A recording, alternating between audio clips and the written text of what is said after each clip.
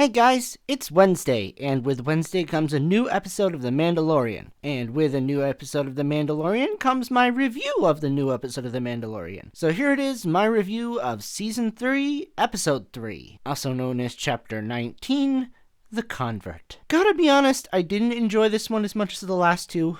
That's not to say it was bad, just not as good.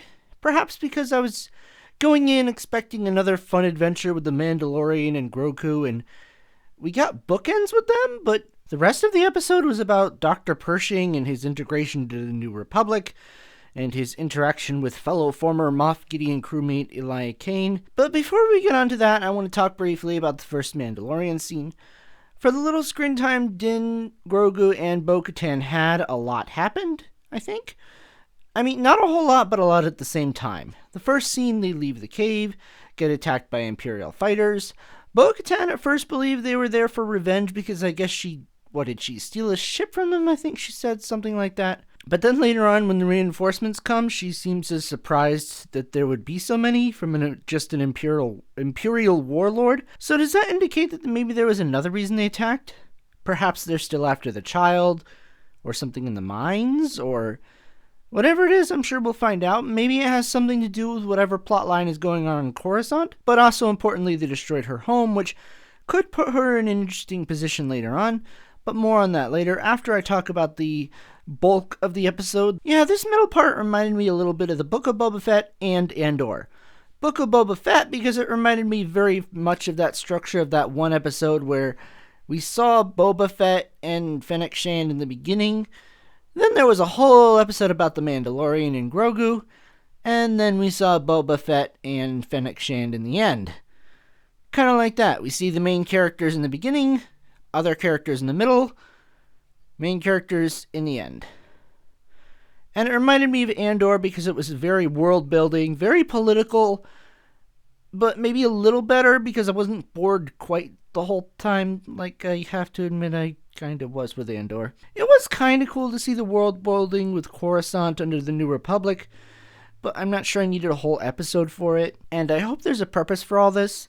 I don't think Favreau and Filoni would put it there unless there was a very good reason for all this down the line. I just hope it's something to do with the overall plot of The Mandalorian, and not set up for another show or something, because I'm not a fan of hijacking a show just to advertise another show. But if it is going somewhere, it could be interesting. I mean, I'm intrigued enough to see what happens. Obviously, it seemed at first to have a lot to do with the cloning research, and my initial thoughts were that possibly Kane was using Pershing to begin the research that would eventually lead to Palpatine's resurrection and the rise of Skywalker. But after she betrayed him and they put him in that machine, I started to wonder, was that just a red herring? Is this all going to have something to do with corruption in the New Republic, beginning the downfall into what will become the Final Order? Or is it something else entirely? I would bet on something else entirely. Obviously, I think they are kind of showing the New Republic isn't perfect, but when Kane turned up that machine, it was in secret, so that doesn't have anything to do with the New Republic. And what is she up to? I am intrigued enough to find out. But I'm also not sure that they would lead to that Palpatine stuff in regards to the cloning. I have a feeling they would want to avoid all that, given how divisive that film and plot point were. I guess we'll have to wait and see. But if you have any theories on what's going on, I would love to hear them. I kind of have, beyond those things, I have no idea. I don't dislike the characters, though, and I don't mind seeing them back if there's a good story reason. But let's just not have another whole episode devoted to them, please.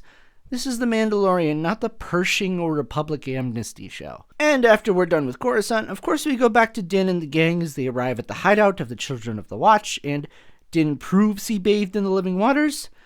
The interesting part here is that it's pointed out Bo-Katan did as well, technically. I have to admit that wasn't something I thought of until they mentioned it. Because of this, though, the armorer welcomes her into the Order, telling her she can stay as long as she wants and leave whenever she wants. Her home having just been destroyed, I think she's going to stick around for a while, and I'm glad she is. I like the character. I hope she's in the whole season. I think she is. She seems to be very integral to the story they're telling, what with the mythosaur and all, which she's hiding the fact that she saw the mythosaur. Yeah, gotta be honest, I found the two scenes with the Mandalorians way more interesting than anything that happened on Coruscant. I guess I didn't hate the Coruscant stuff. I just think that maybe there were better ways to explore what's going on there. Whether that be on its own show or another season where the Mandalorian can actually get involved and it's still the Mandalorian. I don't know. We'll just have to see where it goes. But what did you guys think? Let me know in the comments below, and I'll talk to you later. Goodbye.